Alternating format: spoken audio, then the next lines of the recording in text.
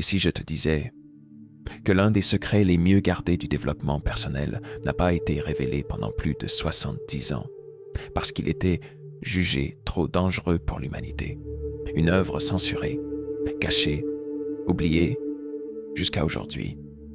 Ce que tu vas découvrir ici ne ressemble en rien à ce que tu as entendu sur la réussite, la discipline ou la pensée positive. Car ce que Napoleon Hill a révélé dans ce manuscrit secret, ce n'est pas ce qu'on t'a appris à l'école. Ce ne sont pas des affirmations magiques. Ce ne sont pas des mantras vides. C'est une confrontation directe avec ce qui te retient depuis toujours. La peur, la distraction, les habitudes invisibles, les schémas mentaux que tu n'as jamais questionnés. Dans un dialogue fictif avec le diable lui-même, Hill va t'ouvrir les portes d'un monde troublant, brut, inconfortable, mais aussi libérateur. 7 vérités, 7 armes mentales, 7 clés qui peuvent transformer ta vie si tu oses les écouter. Mais attention, ce qui va suivre ne te laissera pas indemne. Tu ne pourras plus faire semblant. Tu ne pourras plus dire que tu ne savais pas. Alors, si tu sens, là, maintenant, que quelque chose en toi veut casser les chaînes, reste avec moi jusqu'au bout. Ce que tu vas découvrir n'a jamais été aussi vital qu'en 2025. 1. La boussole invisible des gagnants. Tu veux savoir pourquoi tu tournes en rond? Pourquoi, malgré tous les conseils, les vidéos, les livres, tu n'avances pas? La réponse est brutale. Tu n'as pas d'objectif. Pas un vrai. Pas un objectif qui t'arrache du lit le matin. Pas une vision qui te dévore les tripes. La majorité des gens vivent au hasard. Ils se lèvent, ils mangent, ils travaillent. Et ils répètent. Ils ne dirigent rien. Ils réagissent. Tu crois peut-être que tu veux réussir, gagner de l'argent, être heureux. Mais ça, c'est du flou. Et le flou, c'est l'arme préférée du diable dont parlait Napoleon Hill. Parce que tant que tu vis dans le vague, tu es manipulable. Un objectif déterminé, ce n'est pas juste une intention. C'est une obsession maîtrisée. Une destination si claire que même dans l'obscurité totale, tu continues d'avancer vers elle. Henry Ford l'avait. Il voulait une voiture pour chaque famille. Et malgré la technologie absente, les critiques, la faillite, les doutes, il a tenu. Parce que quand tu as un cap clair, tu traverses les tempêtes sans plier. Mais si tu ne sais pas où tu vas, tu n'iras nulle part. Et là, devine qui va piloter ton esprit à ta place? La peur, le doute, les autres, les médias, les distractions. Un objectif déterminé, c'est plus qu'un choix. C'est un acte de guerre contre l'indifférence. Regarde-toi maintenant. Est-ce que tu as un cap ou est-ce que tu navigues à vue? 2. L'art silencieux des esprits puissants. Observe le monde autour de toi. Les gens réagissent à tout. Une parole de travers, une critique, un retard, une mauvaise nouvelle. Et ils explosent. Colère, peur, jalousie, découragement. Ils passent leur journée à éteindre des feux qu'ils ont eux-mêmes allumés. Mais il existe une autre manière de vivre. Une manière presque invisible. Celle des esprits qui se maîtrisent. Napoleon Hill l'a compris. Sans maîtrise de soi, tu n'es qu'un jouet entre les mains du chaos. La maîtrise de soi, ce n'est pas se contenir, c'est choisir consciemment comment tu réponds à la vie. C'est cette capacité à rester calme quand tout brûle, à voir clair quand tout le monde panique, à diriger tes émotions au lieu d'en être l'esclave. C'est un art silencieux que les faibles ne peuvent pas comprendre. Hill parlait de techniques simples mais puissantes. Par exemple, l'autosuggestion consciente. Tu choisis ce que tu te dis intérieurement, comme un leader qui guide une armée. Ou encore, le conseil imaginaire. Tu convoques dans ton esprit des géants comme Lincoln ou Edison, et tu leur demandes « Que ferais-tu à ma place ?»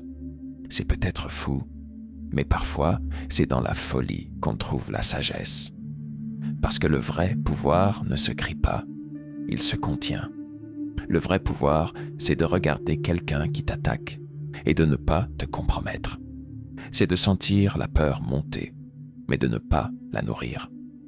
Maîtrise-toi, ou quelqu'un d'autre le fera pour toi. 3. Quand la vie te brise, écoute-la.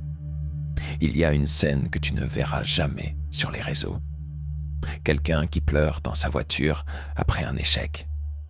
Quelqu'un qui doute dans le noir, sans personne pour l'applaudir. Quelqu'un qui tombe, encore, et qui n'a aucune idée de comment il va se relever. Mais c'est là que la vraie transformation commence. C'est là que tu apprends ce que les livres ne peuvent pas t'enseigner. Parce que l'adversité, contrairement à ce que tu crois, n'est pas ton ennemi. Elle est ta formation secrète. Napoleon Hill, lui, n'a pas écrit ses principes depuis un yacht. Il a écrit après avoir fui pour sauver sa vie, après avoir tout perdu. Et c'est dans ce vide, dans ce chaos, que quelque chose en lui s'est réveillé. Il l'a nommé le second moi. Cette voix intérieure qui n'apparaît que lorsque ton toi habituel est à genoux. Hill disait que l'échec est une illusion conçue par le diable pour que tu abandonnes avant la percée. Mais ceux qui réussissent, ceux qu'on admire, ce sont juste ceux qui ont refusé de lire l'échec comme une fin. Edison, question, marque. 10 000 échecs avant la lumière. Pas des erreurs, des étapes.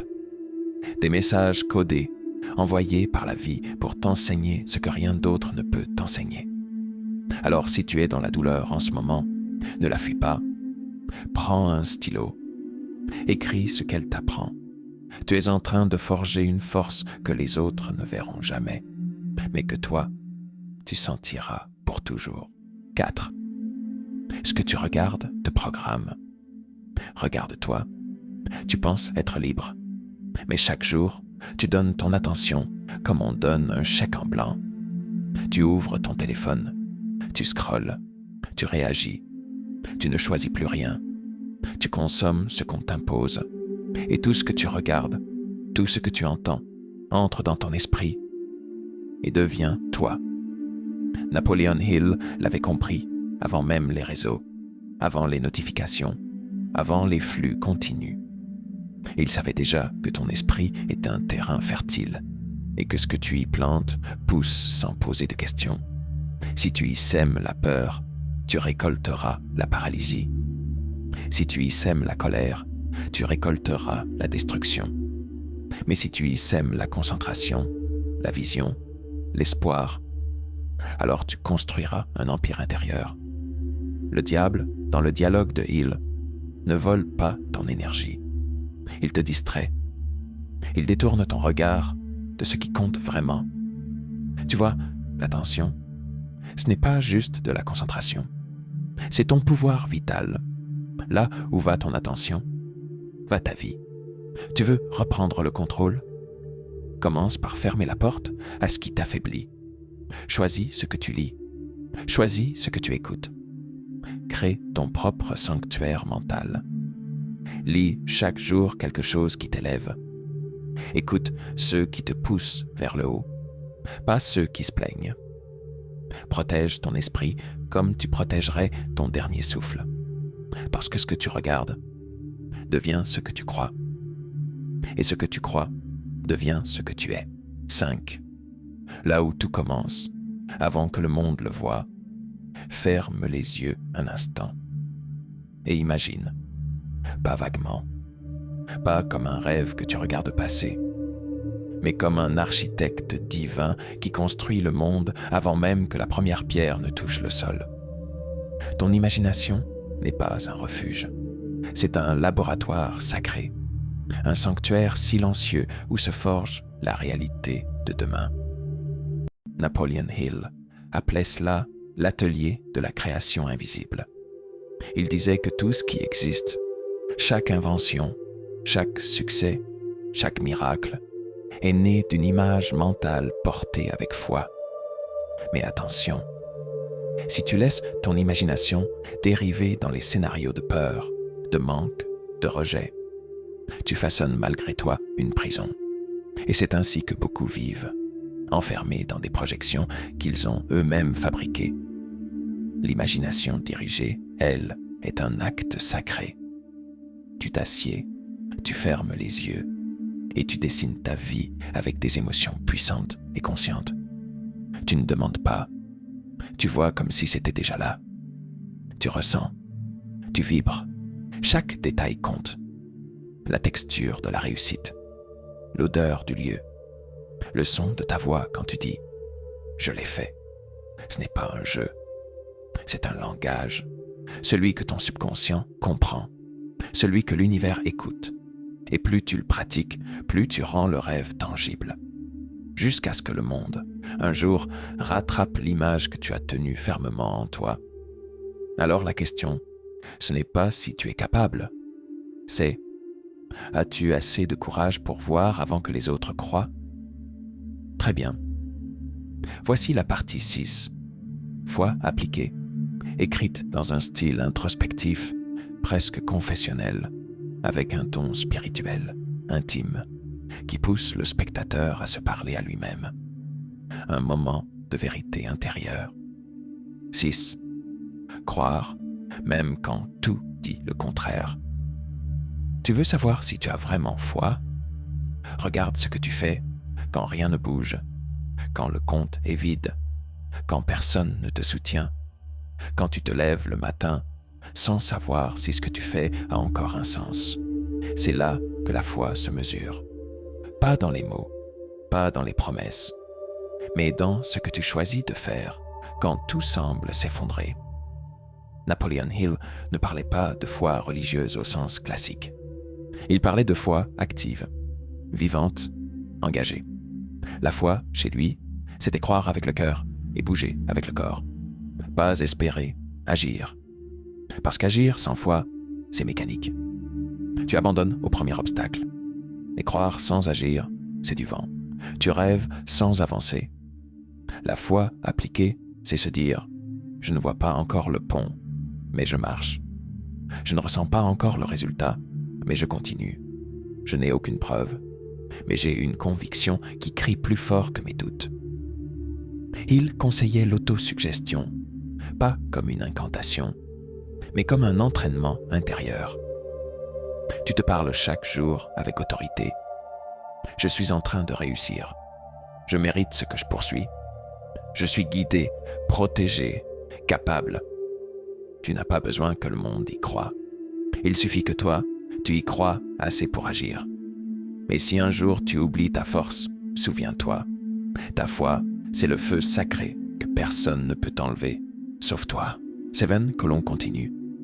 Même si tu trembles, même si tu saignes. Assez de commencer, puis abandonner. Assez de croire, puis douter à la première difficulté. Assez de cette mentalité de « si ça devient trop dur, c'est que ce n'était pas pour moi ». Tu veux que ce monde t'appartienne? Alors comprends ceci une bonne fois pour toutes. Ce n'est pas le plus rapide qui gagne. Ce n'est pas le plus intelligent non plus. C'est celui qui tient. Napoleon Hill l'a écrit noir sur blanc. La persévérance est ce qui sépare ceux qui réussissent de ceux qui abandonnent à 2 pas du miracle. Mais attention, on ne parle pas ici de cette persévérance vide, où tu t'acharnes sans savoir pourquoi. On parle de persévérance inspirée, celle qui est connectée à un but plus grand que toi, celle qui naît du feu sacré de ta vision, celle qui dit « Je ne suis pas venu jusqu'ici pour m'effondrer ». Tu crois que ceux qu'on admire n'ont pas voulu tout lâcher.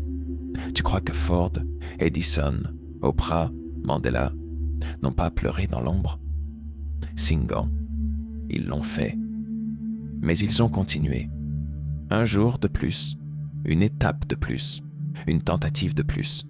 Tu dois te battre pour ta vision. Tu dois résister à la fatigue mentale, au regard des autres, au murmure de ton propre doute. Et quand tu sens que tu faiblis, aligne-toi de nouveau avec ton pourquoi. Reviens à la source. Allume le feu. Encore. Construis une alliance. Entoure-toi de ceux qui veulent aussi aller jusqu'au bout. Parce qu'à plusieurs, on tient plus fort.